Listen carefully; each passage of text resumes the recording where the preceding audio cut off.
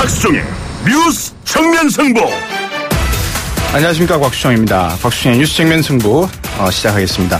저희가 준비한 순서부터 말씀드릴까요? 1부에서는 최저임금 인상했죠. 내년에 시간당 7,530원으로 올랐는데요. 우려도 있고 또 반가운 목소리도 있습니다.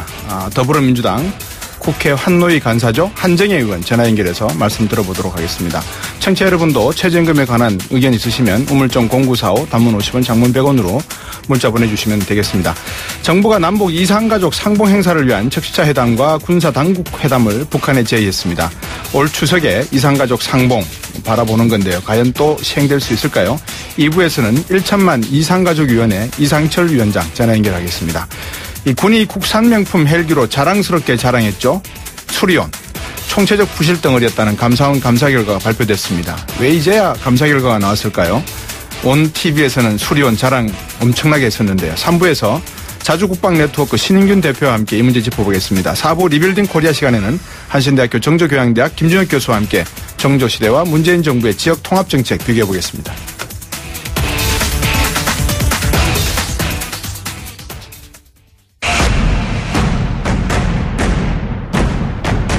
박수종의 뉴스 정면 승부.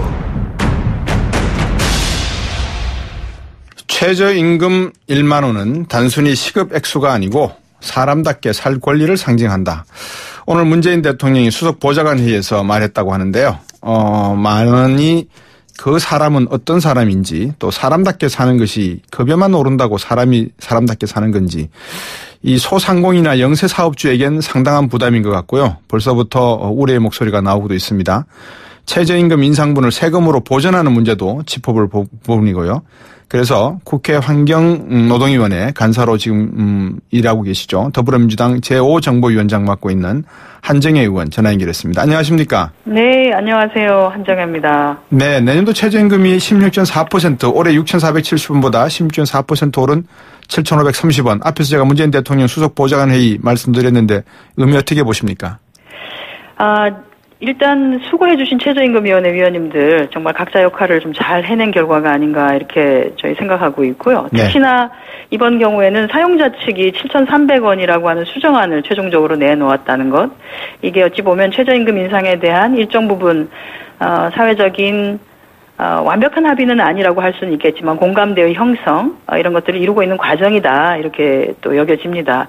말씀하신 것처럼 이번 그 최저임금 인상이 우리나라 463만 명의 노동자들에게 영향을 미치는데요. 근로자 4명 중에 1명꼴이 최저임금에 의존해서 살고 계신 상황입니다. 그러니까 극심하다고 할 수 있는 소득 불평등 이걸 어느 정도 좀 완화하고 또 저임금 계층 감소에 조금 효과적인 정책 수단이 될 것이다. 물론 이것이 전부 다는 아니죠. 그러나 네. 이런 저임금 노동자의 소득이 일정 부분 조금이라도 향상된다라고 하면 이게 거의 소비가 확대되는 방식이 되기 때문에 일정 부분 소득주도 성장 부분에 있어서 마중물 역할을 해낼 수 있지 않을까 이런 기대감이 있습니다. 네. 모든 정책에는 양지와 음지가 있지만 여러 가지 의견들이 이제 한번 나올 것 같습니다. 아마 16.4% 이게 역대 최대 인상폭 아니겠습니까? 어떻게 보십니까? 인상률로 보면은 역대 4번째 인상률이고요. 예. 예. 이제 금액으로 환산을 하면 네. 최대 인상액에 해당되는 그렇죠. 내용으로는 나와집니다. 예. 예, 그렇게도 말씀하시는데 지금 이게 2014년 자료이긴 합니다만 2014년 통계청의 가계동향 조사를 이렇게 살펴보면 예. 이 근로자 가구 1인 가구 가계 지출이 예. 2014년에 이미 166만 4,800원. 예. 가구당 월 평균 소비 지출은 255만 1,000원. 예. 그래서 이미 우리가 이제 지금 7,530원이라고 하는 것은 2018년 그로부터 벌써 4년 뒤에 네. 해당되는 노동자에게 주어지는 금액인데요. 여전히 네. 보면 가족의 생계를 책임져야 하는 현실이라고 보면은 최저임금이 생활 안정을 도모하기에는 조금 어려운 상황이긴 하죠. 그러나 네. 이것을 우리가 그냥 말씀하신 것처럼 단순한 시급액수 변화가 아니라 네. 기본적인 그 생활을 할 수 있는 최소한의 마지노선은 네. 우리가 가져가야 되지 않느냐. 그렇게 가기 위해서 일단 최저임금 1만 원 시대는 가야 하는데 네. 거의 가기까지 시작은 요 정도로 시작을 한다라고 이렇게 본다라고 하면은 이번에 결정된 7,530원이 너무 급격하다. 물론 이제 급격하다라고 느끼시는 소상공인이나 영세 이제 자영업자들이 계신데요. 그런 네. 것들은 우리가 그 충격을 완화하기 위한 장치나 정책들을 다양하게 또 꿰어서 네. 잘 작동될 수 있도록 하는 것이 더 좋을 거라는 생각이 물론 듭니다. 그렇죠. 네. 앞서서 조금 말씀하실 때 앞으로 최저임금 2만 원 시대라고 말씀하신 거 만 원 시대죠. 제가 잘못 들은 네. 것 같아가지고 확인을 네, 좀 네. 해드리려고 여쭤봤고요. 네. 언제쯤이면 1만 원 시대가 달성될까요? 사실 기억해 보시면 지난 대선 과정에서 네. 거의 모든 후보들이 최저임금 1만 원 네. 시대를 약속을 했습니다. 그것이 네. 조금 빠르냐, 한 1, 2년 빠르냐, 아니면 한 1, 2년 늦냐, 그 정도의 문제였던 것이죠. 즉, 다시 말해서, 네. 대한민국에서 그래도, 조금 먹고 살만한 최저의 생계를 유지하기 위해서는 10,000 원 정도는 주어져야 한다라고 하는 게 일정 부분 공감대가 아니었을까 생각은 네. 합니다. 예. 문재인 대통령께서 공약하셨던 것은 2020년에 1만 원 시대가 됐으면 참 좋겠다. 이렇게 하셨고, 네. 지금 2018년에 7,530원일 것 같으면, 율로 보면 아마 2020년에 1만 원 시대로 가는 데 있어서 적정한 시작은 되었다. 이렇게는 봐지거든요. 네. 가능하면은, 정부나 저희가 지원을 하는 측면에서 촘촘하게 정책들을 입안을 하고 설계를 해서 네. 소상공인이나 영세 자영업을 하시는 분들에게 피해가 최소화될 수 있는 장치들을 마련해서 2020년에 아닌 게 아니라 1만 원 시대가 좀 열릴 수 있도록 노력을 해야 할 것이라고 봐집니다. 네, 이제 한 3년 정도 남은 것 같은데요. 그렇습니다. 그죠? 2020년 되면. 자, 이제 효과에 대해서 한번 여쭤봐야 될 것 같습니다. 제가 지금 말씀하시는 동안에도 그렇고 또 요즘 뉴스를 보면 네. 영세업자 아까 말씀하셨지 않습니까? 소상공인 이런 분들은 사실 후폭풍을 염려를 아닌 게 아니라 하는 것 같습니다. 네. 최저임금을 이렇게 올리면 인원을 감축하든지 아니면 뭐 폐점을 해야 된다. 물론 엄살 부분도 없지 않아 있겠지만 이것을 순전히 엄살로만 듣기에는 조금 급격히 임금액이 오른 것을 놓고 영세업자나 상공업자들은 좀 부담스러워할 부분이 있는 거 아닌가 이렇게 보여지는데요.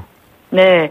그런 말씀들을 하고 계시고 실제 걱정을 좀 많이 하고 계십니다. 네. 그래서 저희가 지금 준비를 하고 있는 것은 정부가 합동으로 정책을 세우고 지원 대책을 마련하고 있는 것은 소상공인이나 영세 중소기업의 최저임금 인상과 관련해서 해마다 사실은 일정 부분 최저임금의 인상이 되어 왔었고요. 네. 지난 한 5년 동안의 평균 인상률을 상회하는 인상 범위, 네. 그거에 대해서는 직접 지원, 재정 지원이 가능하게 하겠다는 것이죠. 그것은 고용을 유지한다라고 하는 전제 하에 가능한 것이죠. 왜냐하면 네. 인상폭을 상회하는 것에 대해서 보전을 해주는 방식이니까요. 그렇죠. 그래서 가능하면 그 인건비 상승에 따른 고용 감소가 생기지 않게끔 네. 지원책을 마련하는 것. 네. 그렇게 돼야지만이 사실은 뭐 성장 잠재력이나 이런 것들도 계속적으로 또 제고될 수 있고 네. 소득주도 성장의 모멘텀도 될 수 있기 때문에 네네. 이런 것들을 직접 지원하는 방식과 더불어서 네. 전반적으로 경영 여건을 개선할 수 있게끔 정부 지원을 좀 촘촘하게 해 가려고 합니다. 그래서 네.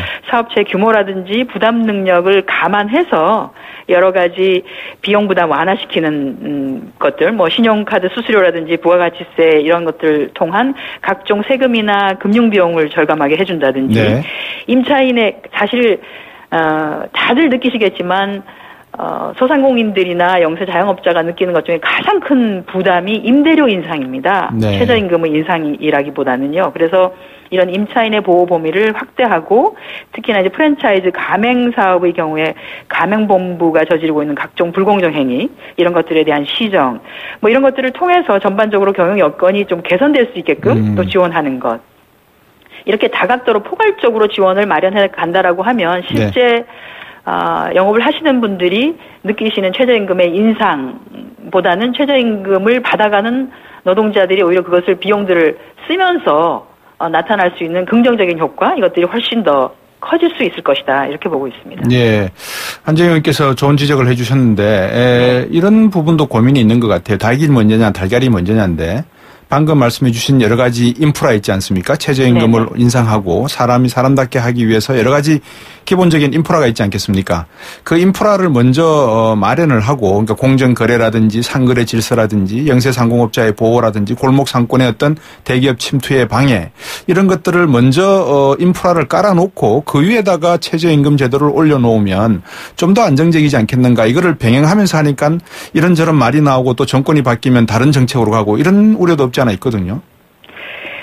근데 어떤 정책이 우선이냐 이렇게 하기보다 그 모든 정책들이 다 필요한 정책이기도 그렇죠. 합니다. 예. 네, 그래서 필요한 정책들을 각각의 부처들이 필요한 시기에 적절하게 시행하는 것 그것이 네. 어찌 보면은 국민들이 오히려 정부에게 기대하고 있는 것들이 아닌가 이런 생각이 그럴 수도 듭니다. 있겠죠. 예, 그렇습니다. 그래서 지금 최저임금을 받고 생활하고 계시는 460만 명의 경우에는 일단은 그런 그 임금에 의존해서 생활을 당장 해야 되는 상황이기 때문에 최저임금이 인상되는 것이 이분들에게는 큰 어찌 보면은 도움이 되는 것이고요. 네. 마찬가지로 최저임금을 지급을 해야 되는 사용자 입장에서 보면 이런 정부의 각 부처에서 촘촘하게 이렇게 경영 개선을 위해서 노력해 주는 것들 이런 것들이 같이 되어야지만이 사실은 노사가 다 같이 웃을 수 있는 상황이 될 수 있는 거 아닌가 이런 생각이 드네요. 촘촘하게 하려 그러면 결국은 재정으로 뒷받침해야 되지 않겠습니까? 앞에서 그렇습니다. 말씀하신 가운데 네. 1060원 가운데 인상분 581원은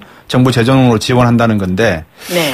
이게 비정규직의 정규직화 또 이런 재정적인 지원을 통한 최저임금의 보전 앞으로 또 사람답게 살아갈 수 있도록 정부가 도와주는 여러 가지 지원책 다 재정으로 충당해야 될 건데 이게 언제까지 지속될까요? 한시적이라고 보시면 될 것 같습니다. 예. 저희가 이제 경영 개선을 돕기 위한 여러 가지 장치들, 그다음에 이제 흔히 말해서 우리가 갑질이라고 하죠. 불공정 네. 거래 관행을 해소시킴으로써 실질적인 제대로 된 영업이익을 보장해주는 장치들. 네. 이렇게 된다라고 하면 충분히 최저임금을 줄 수 있는 여력이 되는 영업이익이 보장된다라고 하면 최저임금 인상에 대해서 그다지 걱정을 안 하셔도 될 상황이 마련이 되는 것이죠. 네. 그렇기 때문에 재정으로 지원하는 것은 이러한 각각의 촘촘하게 하는 이런 정책들이 실효성 있게 작동될 수 있는 그 시간까지 지원을 해준다 이렇게 보시면 될 것 같습니다. 네, 정해진 최저임금 지금 제대로 못 받고 있는 곳 상당히 많지 않겠습니까? 그죠? 거기다가 그렇습니다. 외국인 근로자들까지도 포함을 시켜야 된다고 저는 보고 있거든요.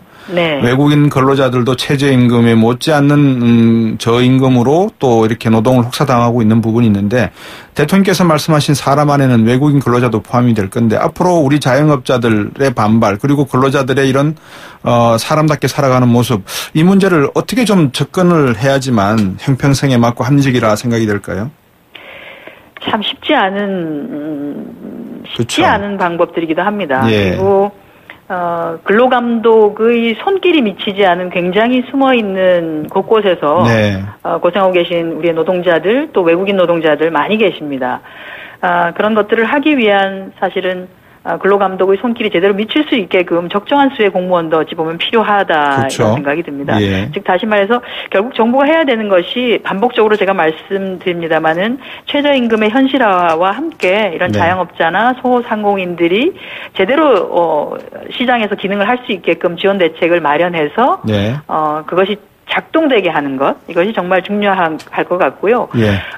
실제로 외국인 노동자나 이런 분들은 시장 경제 질서가 초래하는 가운데서 필요로 해서 대한민국에 와서 일을 하고 계시는 분들인데 사실은 착취에 가까운 노동을 하고 계신 분들이 많이 있습니다. 네네. 열심히 일하는 만큼 최소한의 임금은 좀 보장될 수 있도록 그러니까요. 어찌 보면 노동자로서의 존엄성이 보존될 수 있도록 노동 시장을 정화해가는 것 네. 이런 것들도 역시 정부의 역할이 되지 않을까 싶고요. 그렇게 노동 시장을 정화시켜 가는 가운데서 지금 산업 구조라고 하는 것이 또 선진화를 이루어 나갈 수도 있지 않을까 이렇게 생각됩니다. 예, 오늘 짧은 시간인데 좋은 말씀 잘 들었습니다. 감사합니다. 네, 고맙습니다. 네, 더불어민주당 한정혜 의원이었습니다. 2부로 돌아오겠습니다.